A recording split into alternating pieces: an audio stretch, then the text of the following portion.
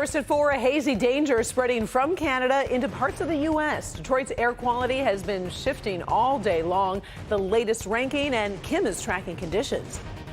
Well, right now we are under an air quality alert, and there will not be any improvement for the next 24 to 48 hours. But then rain heads our way for the weekend, and that will help. Your forecast coming up.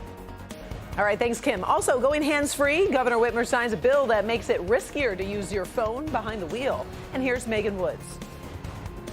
How a shoe closet is changing patient care at one local hospital. We tell you where coming up. Live from downtown Detroit, Local 4 News First at 4 starts now. First at 4, a wildfire haze in Canada isn't staying in Canada. This is video from Toronto, but air quality concerns are spreading across the border in our direction. Good afternoon, I'm Karen Drew. The summer season is off to a rough start with another air quality alert in Michigan, also a statewide fire danger. It's only early June, but many of you need to think about precautions for your health and your safety. Forewarned meteorologist Kim Adams standing by with an update as we take a live look at Detroit's riverfront. Unlike some cities in the U.S., our sky doesn't look too bad right now, Kim, but that doesn't mean there's no risk. When we woke up this morning, an international air quality ranking had Detroit as the second worst in the world right now, behind New Delhi, India. The live rankings have been going up and down all day. Detroit is currently number 23. It's still the second worst city in the U.S. That's after New York, which has surpassed New Delhi to become hazardous late this afternoon. Now, smoke from Canadian wildfires is impacting both the Great Lakes and Northeast right now. Exposure to elevated fine particle pollution levels can affect the lungs and the heart. We're also on alert for the risk of wildfires in Michigan. There's a high risk across the state. DNR says 98% of wildfires are caused by humans, and most happen when people burn yard waste, and they are giving some tips on what not to do. Biggest thing right now is just avoid burning. There's no reason to be burning yard waste right now. Wait for some rain, consider other alternatives. There's mulching, composting. Don't mow. A chainsaw can hit a rock. For ATV, UTVs, make sure, and motorcycles, that your spark arresters are good and in working condition. That will really help restrict that a considerable amount. DNR has been called to 193 fires this year. 3,000 acres have been burned by fire, much of it in this fire near Grayling this week. So now let's bring in forewarned meteorologist Kim Adams into our conversation. It is early in the year for these kinds of concerns, Kim. Not only early in the year, but unprecedented for Canada. They have 414 wildfires right now. 239 are considered out of control, and it is affecting not only Canada, but much of the U.S. Millions of people right now under an air quality alert, including those of us here in Southeast Lower Michigan. Anywhere you see in yellow, that air quality alert all the way through Thursday. Right now we are at the unhealthy level for sensitive, so it goes from good all the way up to hazardous, and right now we're unhealthy sensitive, which means that if you're sensitive to respiratory issues, asthma, if you're a senior citizen, the best thing to do is to stay inside as much as possible to reduce your exposure to these fine particles.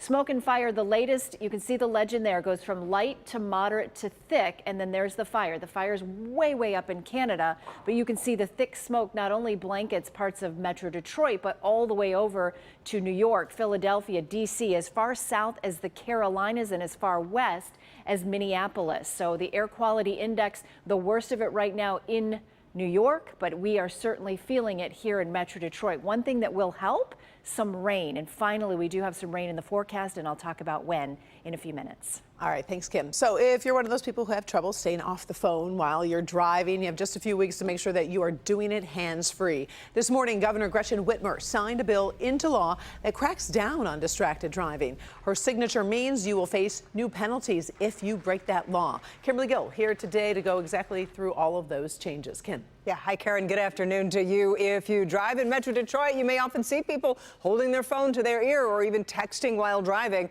Supporters of this new law are hoping to put a stop to those habits to make the roads safer for everyone.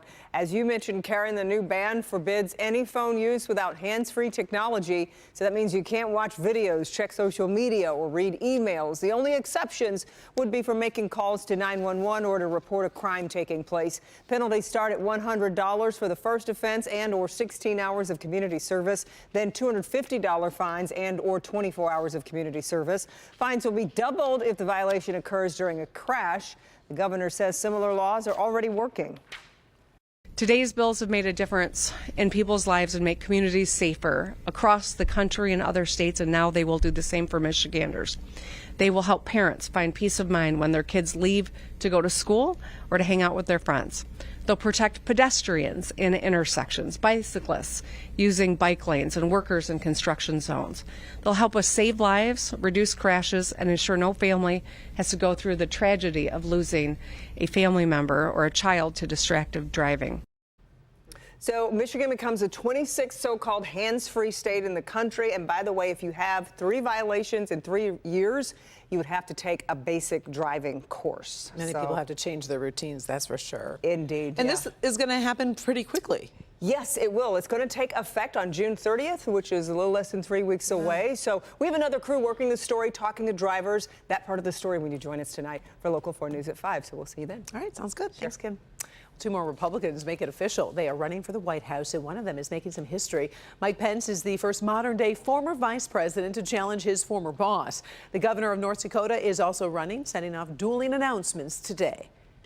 We need a leader who's experienced firsthand that we win as a country when our innovators and entrepreneurs can soar and when every single person can grow and thrive.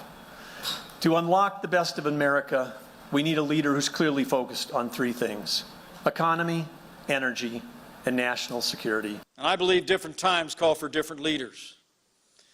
And my differences with my former running mate and others who are in this field also have to do with the values and policies upon which we have built this movement and will build this movement for generations to come.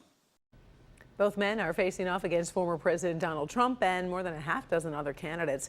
As we previewed yesterday, former New Jersey Governor Chris Christie kicked off his campaign in New Hampshire last night. Vatican says so far, so good after Pope Francis underwent surgery to repair a hernia in his abdominal wall. Now, we told you the Pope had some medical tests yesterday, but observers were still surprised when he was whisked to the hospital today. Vatican says there were no complications during the 3-hour surgery. The 86-year-old Pope remains hospitalized. All papal audiences are canceled through June 18th. We'll bring you updates as they are brought to us. 2 Wayne State medical students are changing what it means to treat the whole patient, 1 pair of shoes at a time. During their rotation at Henry Ford Hospital in Detroit, they noticed a problem that could cause them problems as soon as patients left the hospital. Megan Woods tells us about a program called Street Kicks and the difference it's already making. When these 2 medical students started their rotation here at Henry Ford Hospital, sorting shoes was never part of the plan. I've experienced more gratitude bringing shoes to patients than maybe anything else in my year rotating at the hospital. It's an unlikely pair, gently used shoes in healthcare, but Susan Wager and Nina Bordeaux say someone dealing with homelessness inspired them to think otherwise. We ended up having this patient leaving the hospital, walking out of the hospital in just a pair of yellow hospital socks back onto the streets. And we're like, how is this happening in our hospital? Like, how can he leave and, walk home and not have, safe footwear on? That was last July, and in just weeks, they started up Street Kicks. We've had donations come as far from Las Vegas to DC from family and friends sending them. We went to each floor of this hospital during lunch for 2 or 3 weeks just looking for a place to put our shoes. We have flyers up at all of the nurses' stations and in the resident workrooms that just kind of lets them know where the shoes are. In less than a year, they collected 200 donations and have given more than 50 patients a pair of shoes. I had this sweet lady last year and she's like, every time I wear these shoes, I'm going to think of you. I'm going to think of the hospital. Like, she was just beaming, and it was so cool to see. The hope is that the work they're doing in this tiny closet reaches the soul, and we're not talking about of the shoes. So it is all kind of tied together, that if they don't have adequate shoes, they may roll an ankle, they may cut their foot as they're walking down the street, and then they're right back in the hospital. When we're able to show a patient that we can not only give them medical care, medicine, surgery, but we can also provide them with basic needs that they otherwise wouldn't have, it shows that we really are caring for the whole patient. They say it's the most rewarding experience they've had in medical school. Just seeing the smile on these patients' faces and their gratitude when we're able to provide them with shoes has been so important to me, and just reinstills on those long days and when we're writing our applications and all of that, why I wanted to be a doctor in the first place. In Detroit, Megan Woods, Local 4. Street Cakes are looking for gently used gym shoes and boots, adult sizes. The larger sizes are in high demand. By the end of the night, we're going to post some info on how you can donate on our website, clickondetroit.com.